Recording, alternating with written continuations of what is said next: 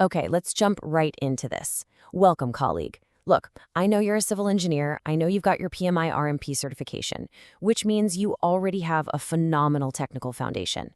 But since it's been a minute since you've practiced risk management day in and day out, and tomorrow you are co-facilitating the Ministry of Health's Level 2 course in Arabic, well, consider this explainer your ultimate train the trainer refresher. I'm going to walk you through this exact material just like an experienced corporate trainer would. We're starting from the ground up, so you can walk into that room tomorrow and absolutely own it. We're not just reciting facts today, we're breaking down the mental models, the practical construction examples, and most importantly, the specific traps your trainees are guaranteed to fall into. So here's our roadmap for the masterclass. We'll start with foundations, then identifying true opportunities, mastering the bow tie, the risk management cycle, governance and tolerance, and finally, a full case study walkthrough. Section 1, Foundations, Risk versus Uncertainty. Now, right at the start of your class tomorrow, you need to ground your participants. Tell them flat out, this is not some generic textbook theory. This material is adopted directly from official EXPRO documentation for internal Ministry of Health projects. That's huge. It means every single concept we talk about applies directly to their daily reality out there on the hospital and clinic build sites. The first massive hurdle you'll face is that professionals constantly confuse these two ideas. You have to explain it to them simply. A risk is a specific, nameable, scorable event that we can actually do something about. Think of it like this. There's a 20% chance that heavy rain delays our trenching works. We can manage that. Uncertainty, on the other hand, is just the inherent imprecision in our estimates. It's the simple fact that our 20% guess might actually be 10%, or it might be 35%, because we just don't have a crystal ball. The takeaway for your class? We manage risks. We simply acknowledge uncertainty. And this is exactly why risk scores are just point estimates, based on human judgment. Show your class how 3 different professionals can look at the exact same rainfall risk for the Al Noor Clinic and score it completely differently. You've got the junior engineer, right? They guess a 12, mostly based on a gut feeling. Then the site manager scores it a 6, because they know from 5 years of being on site that summer rain is incredibly rare. But then the risk manager, pulling 10 years of historical meteorological data, scores it a 16. You need to teach your class that a risk score isn't some absolute unchangeable scientific fact. It's a living judgment call, and it has to be updated as our uncertainty shrinks and we get better data. Section 2, Identifying True Opportunities. Get ready, because this is where you'll see a lot of light bulbs go off in the room. This fixes the absolute most common mistake people make in risk registers, faking an opportunity. You need to give your trainees a hard, unbreakable rule. An opportunity only exists if the project team actively changes something. If someone in your class says, "Oh, I have an opportunity. If it doesn't rain, we are delayed," you need to politely correct them. That is entirely outside of our control. That's just passive luck. A true opportunity requires action. It sounds more like, if we actively reschedule our foundation works to November, the probability of a rain delay drops from 45% to 13%. We changed the schedule. We made a deliberate choice. Now that is an opportunity. Okay, moving to Section 3, Mastering the Bow Tie Model. As an engineer, you're going to instantly appreciate the structural logic we're about to get into.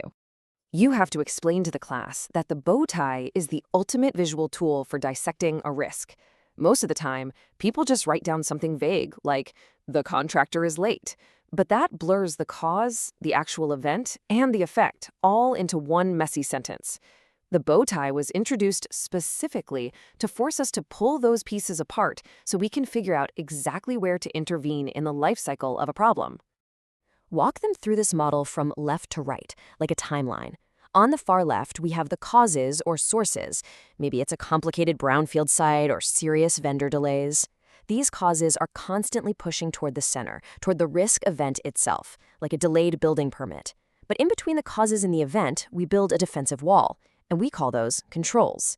Now, if those controls fail and the risk event happens anyway, we cross over to the right side of the tie. This is where mitigations kick in. They act as a cushion before the final effects or consequences actually hit the project's budget or schedule. And that brings us to a massive distinction you absolutely must drill into your students tomorrow. Control versus mitigation. People mix these up constantly. Controls sit on the left side of the event. Their job is to prevent the event from ever happening, which reduces the likelihood. Mitigations sit on the right side. Their job is to limit the damage after the event has already occurred, which reduces the impact. For instance, conducting regular Ministry of Health site visits, that's a control to prevent a contractor from becoming understaffed. But invoking contractual penalty clauses, that's a mitigation to recoup your costs after they are already understaffed. Really high-scoring risks, they demand both. Section 4. The Risk Management Cycle.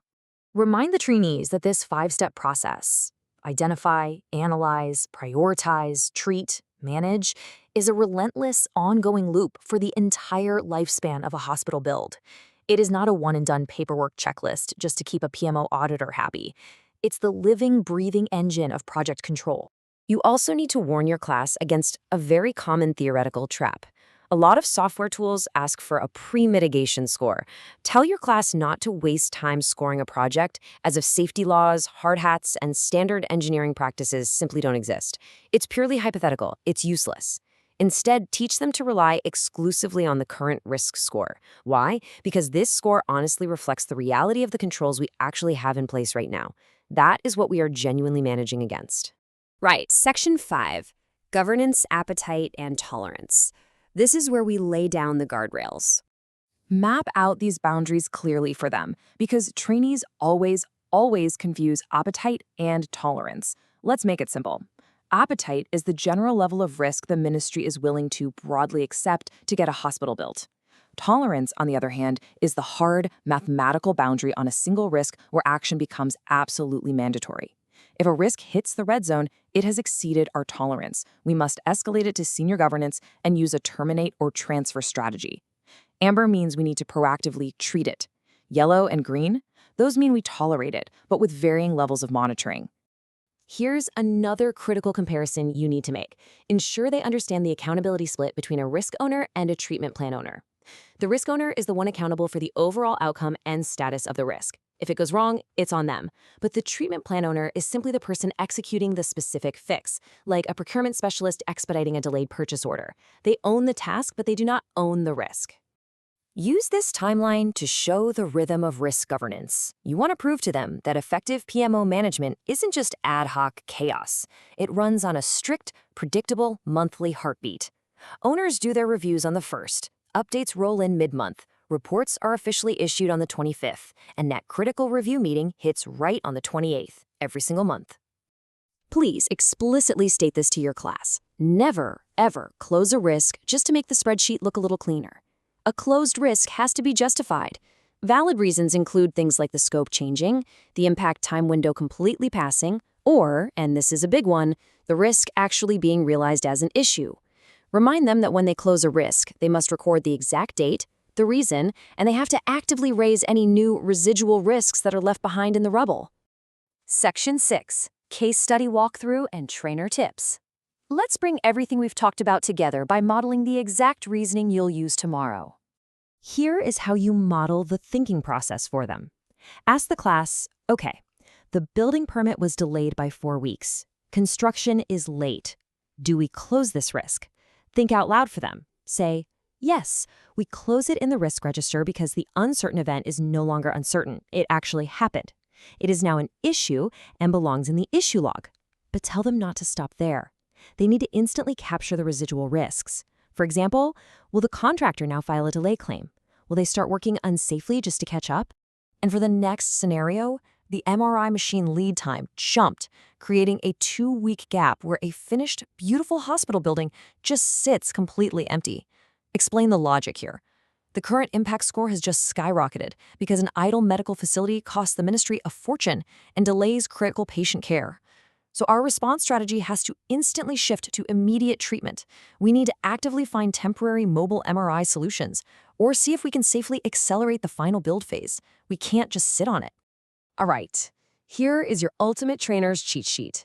These are the core concepts to remember, the exact mistakes your learners will make tomorrow, and the questions they will definitely ask. When a trainee asks why we don't just use pre-mitigation scores, tell them it's because we manage reality, not hypotheticals. Demand active choices for true opportunities, remind them that passive luck doesn't count, clearly separate those preventative controls on the left of the bow tie from the damage-limiting mitigations on the right, and ensure they never, ever delete a risk without tracking the residuals.